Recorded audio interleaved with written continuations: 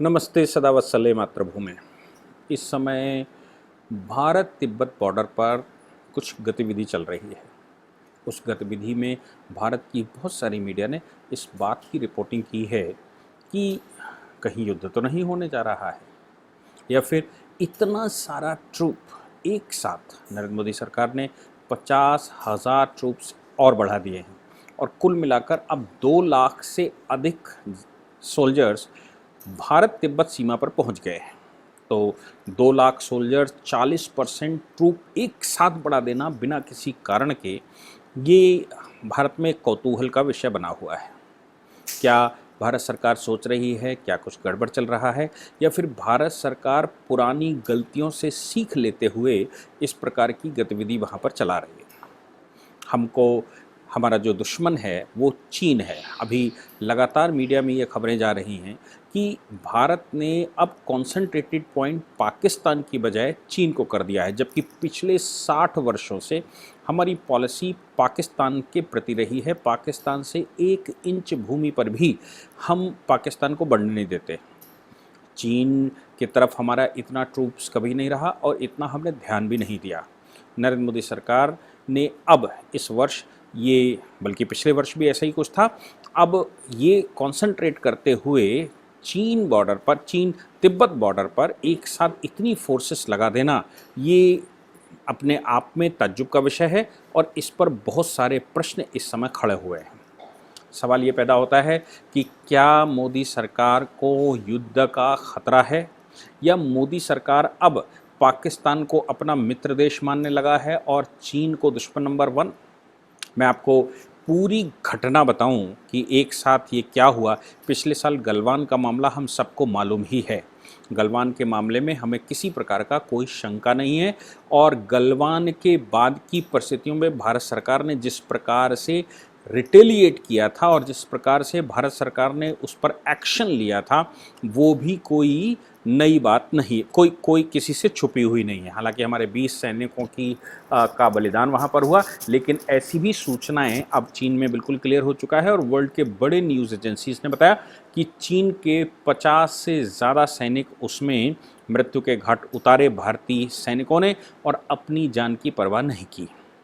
सवाल यहाँ पर अब ये है कि क्या भारत कुछ और सोच रहा है, किसी और रास्ते पर जा रहा है, या उसके मस्तिष्क में इस समय आखिर चल क्या रहा है? मैं आपको उन घटनाओं के बारे में बताना चाहूँगा जिन घटनाओं के आधार पर भारत सरकार अभी सोच रही है। सबसे पहले हमको 1962 के बार की पूरी कहानी पता होनी चाहिए।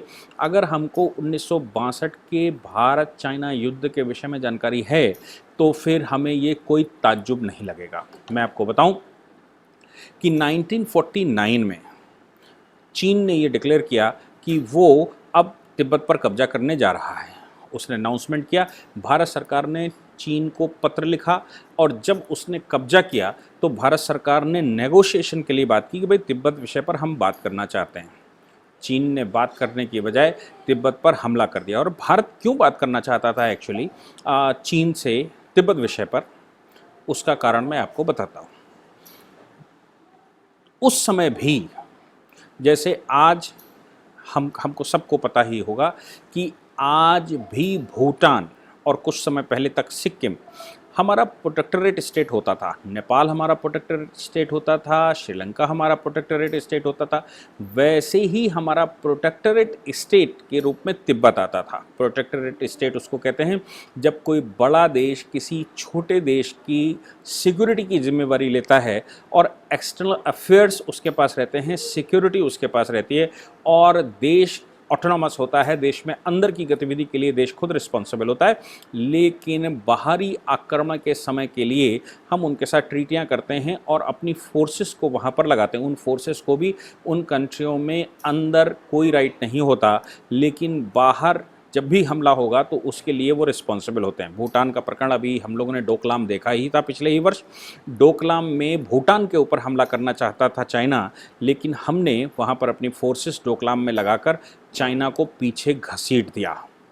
तो देश तो भूटान अलग है, लेकिन एक्सटर्नल अफेयर्स और एक्सटर्नल सिक्योरिटी की जिम्मेदारी हमारी थी। ऐसे ही कभी नेपाल की होती थी और हमारे पास चाइना की होती थी और तिब्बत की होती थी।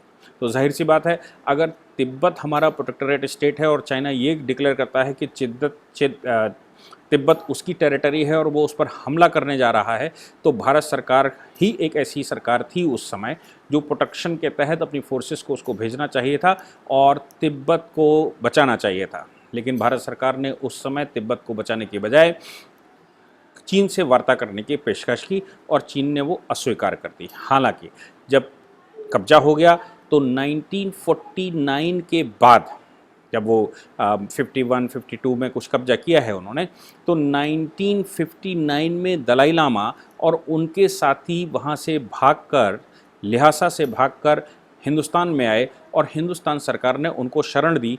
क्योंकि शरण देना तो छोड़ दीजिए, प्रोटेक्शन का भी मेरा ही कर्तव्य था एज पर ट्रीटी। हमने प्रोटेक्शन देने के बजाय उनको चीन को तिब्बत पर कब्जा कर लेने दिया। इसलिए तिब्बत को कभी हमने चीन की टेरिटरी रिकॉग्नाइज नहीं किया। हालांकि बहुत सारे विवाद हैं उस विषय पर कि वाजपेयी सरकार ने कर लिया था, कि उस समय नेहरू जी ने कर लिया था। ये हमारे यहाँ के कम्युनिस्ट लगातार इस तरह के कुछ न कुछ सेमिनार करते रहते हैं, सिर्फ ये सिद्ध करने के लिए कि तिब्बत चीन का हिस्सा है और भारत सरकार ये स्वीकार कर चुकी है। हालांकि 1954 में हमारी उनसे वार्ता शुरू हुई और हमने 5 प्रिंसिपल बेसिस पर उनके साथ एक ट्रीटी की और उस ट्रीटी में नेहरू जी ने एक स्लोगन दिया था, हिंदी चीनी भाई भाई। उन्होंने भी उसका रिप्लाई दिया, हिंदू चीनी भाई भाई। जुलाई 1954 में मैप के रिवीजन के लिए भारत सरकार ने लिखा। उस समय उनका जो शासन चला रहा था, झाओ इनलाई ने स्वीकार भी किया था कि मैप ठीक नहीं है। झाओ इनलाई के स्वीकार करने के बावजूद चाइना चूँकि माओ के उस पर चल रहा था, इसलिए माओ उससे सेटिस्फाई नहीं हुए। चूँकि माओ का ऐसा मानना था कि हिमाचल, लद्दाख और अरुणाचल प्रदेश ये सब चीन का ही, पुराने कभी हज़ारों साल पहले चीन के किसी शासक का उस पर कुछ रहा होगा या जो भी उनके पास इतिहास हो ऐसा कुछ रहा होगा, उसके आधार पर माओ चूँकि विस्तारवादी नीति का था, माओ ने उसको स्वीकार नहीं किया। 1962 में एक घटना घटित हुई। ये मैं अब इसलिए कह रहा हूँ क्योंकि अब वही समय आने जा रहा है। अभी जून का एंड चल रहा है और ये घटना 10 जुलाई की है। 10 जुलाई सन 1962। 10 जुलाई सन 1962 को चीन के 350 सैनिकों ने भारत की एक पोस्ट को चारों ओर से कवर करके रखा था चुशूल में। चुशूल हमेशा से ही बहुत ज़्यादा सुर्खियों में रहा, क्योंकि जिस समय महाराजा हरि सिंह के शासनकाल में तिब्बत और चीन की संयुक्त फोर्सेस के साथ युद्ध हमारा हुआ था, तब भी चुशूल की ट्रीटी हुई थी और चुशूल की ट्रीटी में ये तय हुआ था कि मानसरोवर के उधर उस तरफ तिब्बत रहेगा और मानसरोवर के इधर हम, यानी कि मानसरोवर बॉर्डर बना था।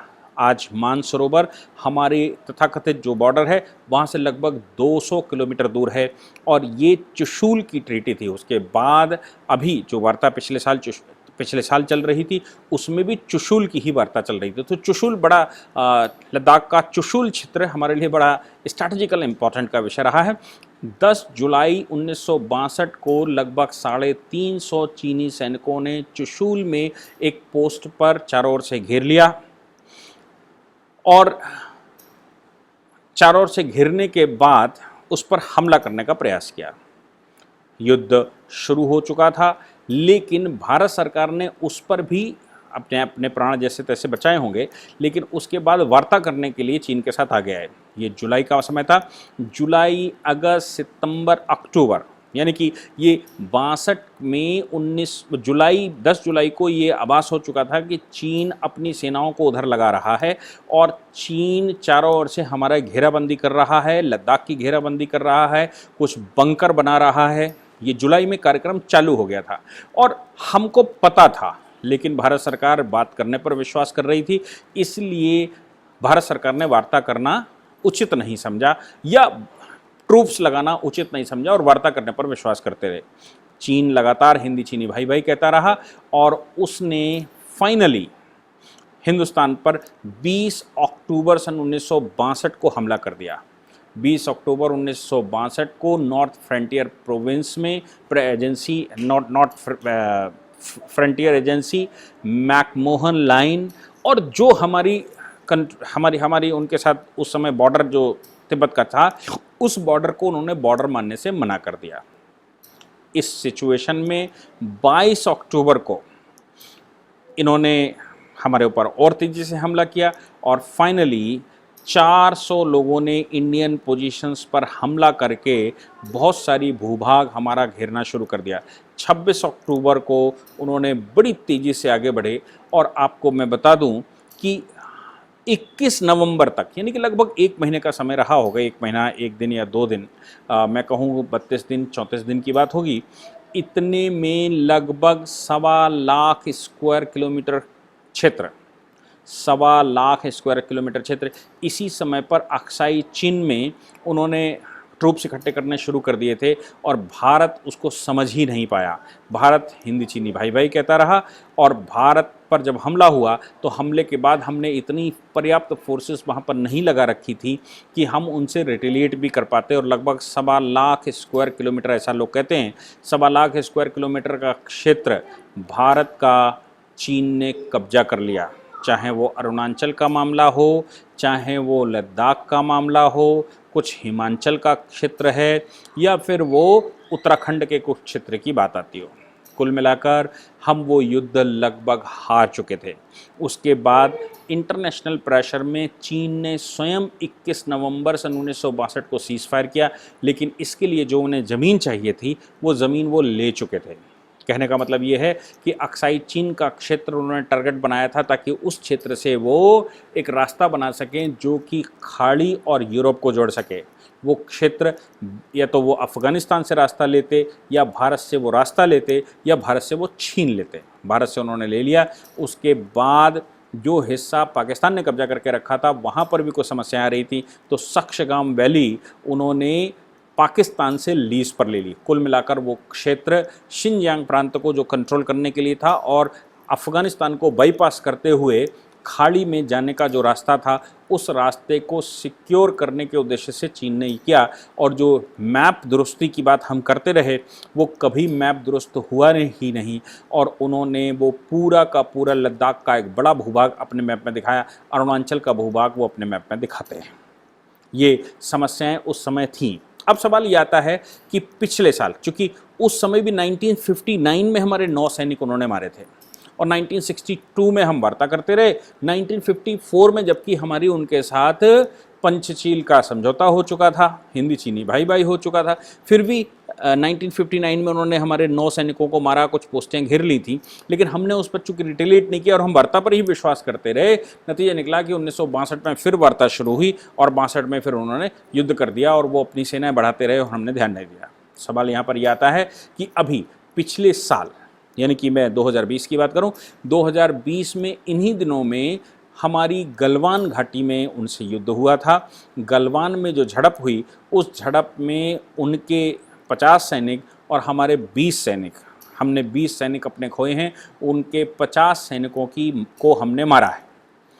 उसके बाद फेस ऑफ होता रहा, बहुत सारी सेनाएं हमारी तरफ से और उनकी तरफ से पेंगोंग लेक पर हमने बहुत सारी सेनाएं ऊपर साउदर्न साइड में लगा रखी थी। साउदर्न साइड ऊंचा है, नॉर्दर्न साइड नीचे है, तो उसका फिंगर 6, 7, 8, 9 उन्होंने कब्जा करके रखा था और हमने जहां पर पहले हमारी समझौता था कि हम सेना नहीं लगाएंगे, हमने वो साउथ पेंगोंग पर सेना लगा रखी थी। हम ऊंचाई पर बैठे और वो नीचे पे बैठे, यानी कि हमारे पास अगर 50,000 सैनिक होते हैं तो ऐसा लोगों ने अनुमान लगाया कि उनके 5 लाख सैनिकों पर भी भारी हैं। 8 से 10 गुना उनको ज़्यादा ट्रूप्स लगाने पड़ेंगे हमसे अगर उनको इस बॉर्डर पर युद्ध करना है तो। अब यहाँ पिछले कुछ दिनों की बात कहूँ कि मैं पिछले 15-20 दिनों से ये खबरें आ रही थी कि उन्होंने साहब बंकर बनाने शुरू कर दिए हैं, उन्होंने जो फाइटर जेट उड़ाने वाले स्थान हैं उन स्थानों को सिक्योर करना शुरू कर दिया है, वहाँ जैमर्स लगाने शुरू कर दिए हैं, जैसे वो युद्ध की तैयारी कर रहे हों। ये काम 1959 से भी शुरू हुआ था, 1962 में भी 10 जुलाई से ये काम सही से शुरू हो चुका था और हमने तब ध्यान नहीं दिया। परिणाम निकला कि हम 1.25 लाख स्क्वायर किलोमीटर की भूमि खो बैठे। नरेंद्र मोदी सरकार को इस प्रकार की सूचनाएं जैसी उस समय थी, अभी भी सूचनाएं थी, इसलिए भारत सरकार इस विषय पर कोई रिस्क नहीं लेना चाहता। हालांकि चीन ये बात लगातार कह रहा है कि हम केवल वहाँ अभ्यास कर रहे हैं या हम सेनाएं कैजुअल वे में ऐसे चलती हैं या रूटीन वे में ये सब कुछ होता रहता है और हम तो आपसे बात करने पर विश्वास करते हैं। भारत और चीन दोनों मिलकर काम करेंगे तो विश्व विजेता हो सकते हैं, हम मिलकर काम करें तो पता नहीं क्या कर लेंगे। ये सब बातें चीन लगातार भारत से करता रहा है, लेकिन भारत सरकार आज की नेहरू सरकार नहीं है। नेहरू सरकार के समय पर भी जब पंचशील का समझौता हुआ था, उस समय भी उस समय के यंग पॉलिटिशियन अटल बिहारी वाजपेयी ने संसद में कहा था कि ये समझौता ठीक नहीं है, आप चीन पर विश्वास नहीं कर सकते, अपने आप पर कर सकते हैं, लेकिन आपको वहाँ फौजें लगानी चाहिए, आपको वहाँ डिफेंसिव सिस्टम बनाना चाहिए, आपको युद्ध की तैयारी करते ही रहना चाहिए, चूँकि चाइना धूर्त कंट्री है और इस पर विश्वास नहीं किया जा सकता। लेकिन नेहरू जी ने उस समय अटल बिहारी वाजपेयी को संसद में ये कहते हुए बिठाया था कि अभी तुम्हारी उम्र बहुत कम है, इसलिए तुम अभी इंटरनेशनल चीज़ों को नहीं जानते। इस बात पर अटल बिहारी वाजपेयी ने जवाब दिया था, मेरी आयु कम हो सकती है, मेरी बुद्धि कम नहीं है, इसलिए मेरा मन कह रहा है कि चीन के साथ संबंध सुधारने के बजाय हमको वहाँ फोर्सेस भी लगानी चाहिए, क्योंकि चीन धूर्त कंट्री है, उसके पास लगभग 60% लैंड देशों को खा कर ली है उसने, देशों के साथ धूर्तता देकर और उनको बरगलाकर या उनके साथ कॉन्स्पिरेसी करके ली है। वाजपेयी जी की बात उस समय नेहरू जी को समझ नहीं आई थी और नतीजा निकला था कि हम बड़ी भूमि खो चुके थे।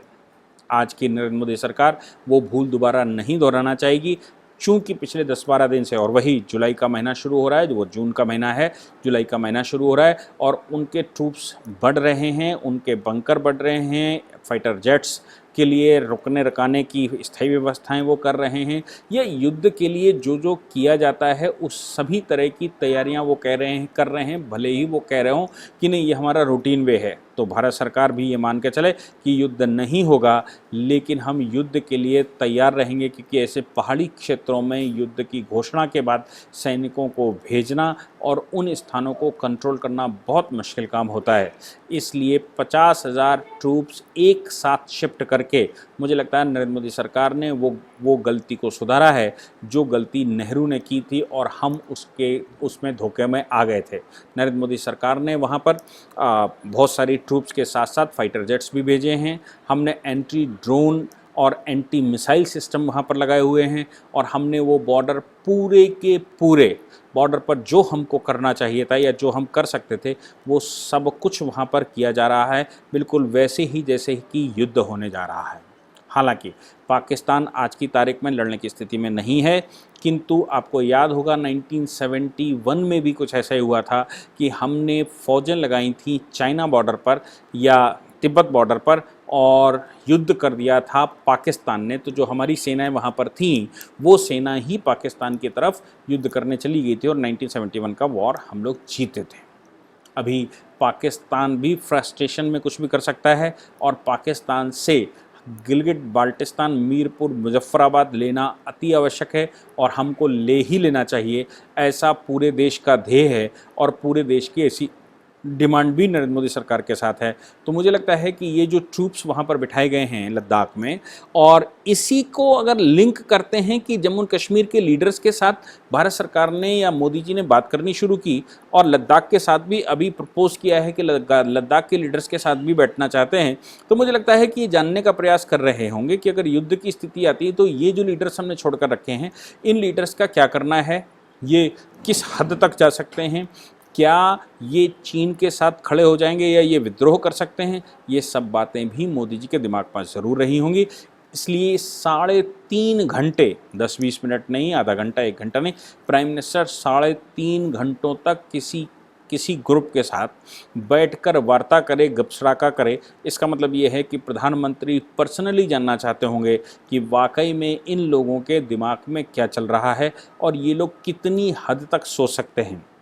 इसके साथ ही पाकिस्तान के साथ हमारा कैसा चल रहा है या क्या करना है, ये हम सबको दिखाई दे रहा है। परंतु मुझे लगता है कि इस समय नरेंद्र मोदी सरकार ने जो निर्णय लिया है वो निर्णय काबिल तारीफ़ है और भारत सरकार को मुस्तैदी के साथ युद्ध हो ना हो, लेकिन मुस्तैदी के साथ बॉर्डर सजाए रखना चाहिए और उन बॉर्डर्स पर इतनी गुंजाइश नहीं रखनी चाहिए कि चीन युद्ध कर दे और युद्ध के बाद मेरे पास इतना समय ना हो कि हम वहाँ ट्रूप्स पहाड़ी क्षेत्रों में लगा सकें और युद्ध कर सकें। इसलिए सरकार भी पूर्ण रूप से इन बॉर्डर्स पर अपनी तैयारी कर रही है और इसीलिए 50,000 ट्रूप्स एक साथ बढ़ा दिया गया है और ऐसा उम्मीद लोग कर रहे हैं, ऐसा लोगों का कहना है कि और आदेश दिए गए हैं कि वहाँ सेना और बढ़ा दी जाए। इसके अतिरिक्त एयरफोर्स की बटालियंस बढ़ाई जा रही हैं। इसके एयरफोर्स की बटालियन के बाद हिंद महासागर में फोर्सेस बढ़ाई जा रही हैं या जो भी परिस्थिति चल रही हो मुझे नहीं मालूम, लेकिन जो इस समय सेना की गतिविधियां चल रही हैं वो गतिविधियां सर्कमस्टांसेस के हिसाब से चल रही हैं। भगवान न करे युद्ध हो, लेकिन अगर युद्ध हो तो भी हम तैयार हों और युद्ध में हमारी विजय सुनिश्चित हो, ऐसा सोचकर मोदी जी ने जो कदम उठाए हैं या केंद्र सरकार ने जो कदम उठाए हैं वो काबिल तारीफ़ हैं। उनको साधुवाद कहना चाहिए। आपने मुझे सुना, उसके लिए बहुत बहुत धन्यवाद।